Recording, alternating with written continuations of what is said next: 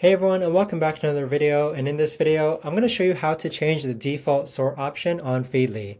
This video is going to be particularly useful for individuals. Let's say that you want to sort articles on a different way. Maybe you want to sort it by most popular or latest or most recent. How do you actually go ahead and change the default sort option on Feedly? Now this video is going to be short, sweet, and simple, guys. There's not going to be a lot of steps involved, but the way to actually do this is that first you're going to log onto your Feedly account. Next, you're going to click on your profile name on the upper left-hand corner.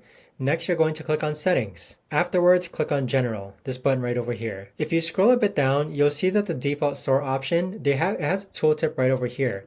It says change the sort setting of all your feeds and boards, and you can organize it by most popular, latest, or oldest.